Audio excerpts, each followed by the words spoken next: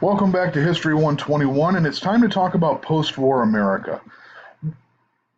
One thing that American culture really struggled with as World War II came to a close was how is everything going to be different from before the war? If you remember, prior to 1941, we're in the middle of the Great Depression. Things have been getting better, but they aren't really solved yet. The Great Depression ends because we take, as I said last week, millions of people out of the workforce. We ration goods, so there's not a lot to spend money on. So the people that are working are saving their money or they're investing it in war bonds. We have large numbers of people out of the workforce. What's going to happen when we bring 10 million people back into the American home front, into the American workforce? There's a very big fear that we're going to see another economic downturn, that maybe the Great Depression is going to pick right up where it left off in 1940-41, and things are going to be bad in America again. We're also going to struggle with what is our role as a new power in the world? What is the role of a citizen in a newly powerful America? And what is going to drive our foreign policy? And how will foreign policy affect domestic life and political policy? So let's take a look at some of these questions. What are we going to do with the returning GIs? Again, as I said, millions of men are going to demobilize out of the Army. They're going to come back into the American workforce, and there's a really big fear that they're going to sink the economy. There's also the push to avoid what happened to the bonus army in the 1930s. We didn't cover this in a lecture. Essentially, World War I veterans were promised a veterans bonus at the end of the war that would be payable in 25 years. Unfortunately, the Great Depression hit. The veterans demanded that money immediately to be able to feed their families and take care of them. And a group of veterans marched on Washington, D.C., and had to be broken up by the United States Army to keep them from causing social upheaval and make them go away. So there's a fear, what are we going to do to avoid having another bonus army? So what Congress comes up with is they come up with the GI Bill of Rights. This is the initial Bill of Rights. If any of you are veterans or know a veteran, there's still a renewal of this Bill of Rights to this day to help veterans once they get out of the service. So what does the first GI Bill of Rights offer? The first thing it offers 1 year of unemployment insurance to veterans, or the 52-20 Club. For 52 weeks, a veteran will receive $20 a week to help defray any expenses they have while they're looking for work or if they're unable to find work. Less than half of the 52-20 money was actually distributed. Most people were able to find jobs. They did not need to rely on this unemployment insurance because, as we're going to speak of shortly, there's a boom in American industry following the war. But there's also another major reason why they don't file for this special veterans unemployment insurance. The GI Bill offers funding for college or vocational training. In other words, this is going to be the first governmental effort to offer free money for veterans to go to college to prepare themselves for a post-military career. Half of all college students in 1947 were veterans. Now, this is going to create issues for colleges, the housing issues, classroom size issues. We're not really going to get into that, but what it will do is it will create the possibility for many people to be able to go to college for the first time in their family's history. We also see the development of low-interest, zero-down home loans. The GI Bill is going to make it possible for people to be private homeowners. This is the creation of the newest version of the American dream.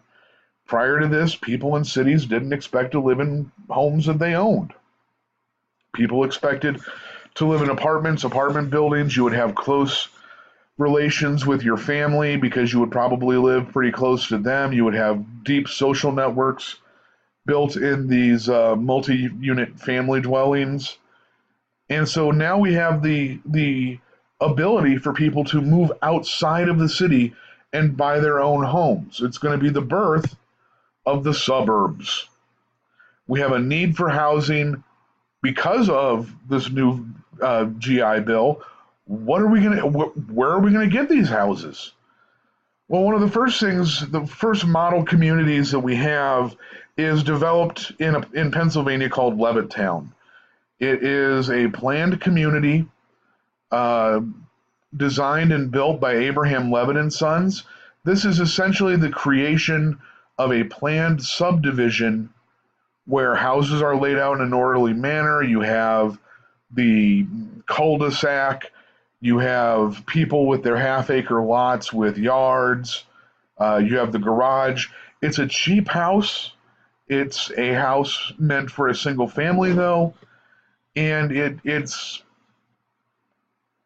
the first large-scale building attempt to create mass housing outside of cities and uh, uh, city areas. Sorry, complete brain fart. So how do we keep these houses cheap? There are 5 basic house models. What we have here illustrated is one of these Levittown houses. This is one model. A second house model would be a complete 180-degree flip of this, so the 2 windows would be on the left-hand side or the right-hand side. The 1 window would be on the left-hand side. There were variances with interior design. There might be a different roof design or roof angle, but essentially, Levitt and the post-war building community said, okay, we're going to throw these houses up, but they're going to be a set of very easily identifiable houses. We're not going to put all the same house on the same block. We're going to mix things up.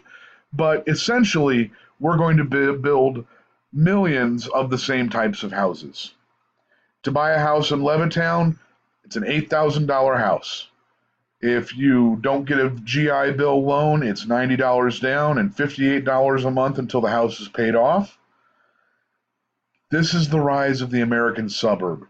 This is cheap housing on the outskirts of town that allow people with money to move out of the apartment, move out of regular urban life, and commute into the city for work while their wife stays home and their kids go to a school in the suburbs. And this is the creation of that concept of we want that safe suburban lifestyle and everything that comes with it, which will be mocked in the decades ahead. But this is a real revolutionary step for people. It's a massive change from earlier versions of American culture. I mean, imagine the first time that new housing is available and how much it's going to change your life to live in a single family dwelling if you've lived in apartments all your life. One interesting development that I truly love that came about in the post-war years is the lush-drawn home. These can still be found throughout various parts of the country. This house we see here is standing in Macomb, Illinois. These are houses that actually, because of building material shortages, we're used to seeing houses built with wood 2x4s, vinyl siding. Because of a shortage of wood in this major housing boom, we have to look for new means to build houses. And what a lush-drawn home is it's an entirely metal house. If you look, and you can see this in both the picture of the kitchen and the exterior of the home. The wall studs are metal. Everything in it is metal except for the floor. If you notice, the one thing we see throughout both the interior and the exterior of the home are these squares. Every piece of wall, be it an interior wall or an exterior wall, is a piece of porcelain enamel covered steel. And so literally you would put the frame up for a house, and there would be spots on the studs. You just slip these porcelain enamel pieces into, and they lock onto the walls. You never have to worry about repainting again. It's a highly durable house coating. You can see one chip next to the window where the porcelain is broken. You could actually, if the Lustron company was still around, order a replacement panel to go in there if that house had been to repair that damage. Even the roof, if you notice, the roof is not a traditional shingle roof. It is a molded steel roof with a porcelain enamel coating. It looks like shingles. It has that stereotypical step design that a shingle roof would have. It's all steel. Now, these are great. They're easy. This is how Lustron delivered the home. It's literally everything to build a house is on that truck. The walls are pre-wired. You can see that some of the initial plumbing is laid out within the wall studs. You literally pull the truck up onto the lot, and you can take these pieces off one at a time, put the house up, follow the plans, and it's an incredibly easy design to build. Now, you can't repaint.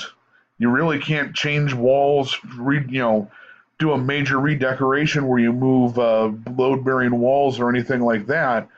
Once you build the house, you're stuck with it. And as you can see from the previous picture, these pictures were actually taken in 2012, if I remember correctly. Once you build it, you got it. You can't really put in new cabinets. You can't do any major redecoration. So it's frustrating that you can't change that house as your life moves forward, but you also you never have to worry about a house fire. You never have to worry about the house falling apart. You don't have to worry about any major damage to the house.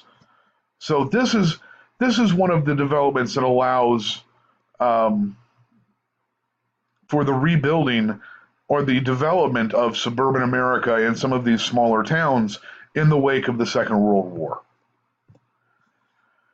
I also mentioned that industry is going to boom after the war.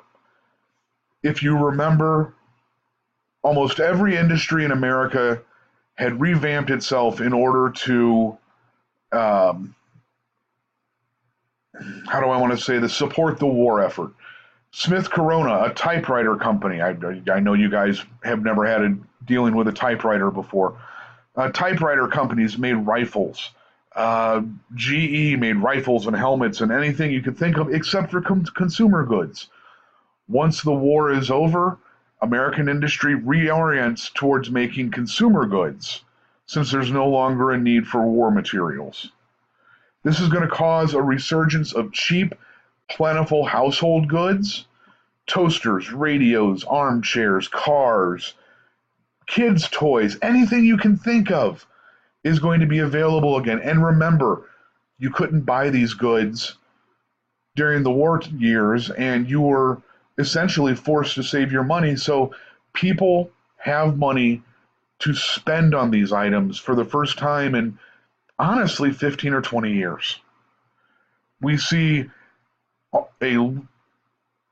America becomes a group of willing consumers.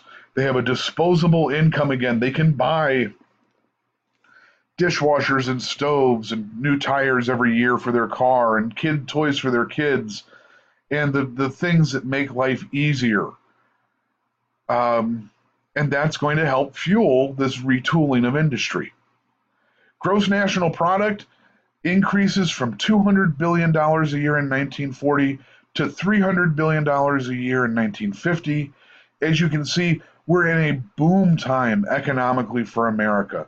Car production is going to quadruple. And we're going to see the rise of the television set. Television had been introduced to the World's Fair in the 30s. Though unfortunately, almost no one had a television set before the war. It wasn't practical because there were very few TV stations in America. When the war ends, We're going to see the rise of the television station as a new mode of communication and entertainment, and we're going to see America latch on to that new visual medium. Part of what's also going on is we have a very distinct positivism about science, or what we determine as call futurism. Science is a positive good that will always make things better. We have an unlimited potential for pleasure, an unlimited potential for new discoveries, that science found a way to end the war with the atomic bomb. It came up with all sorts of new inventions throughout the war, and we're obviously going to turn this towards the development of new and better items as things move ahead.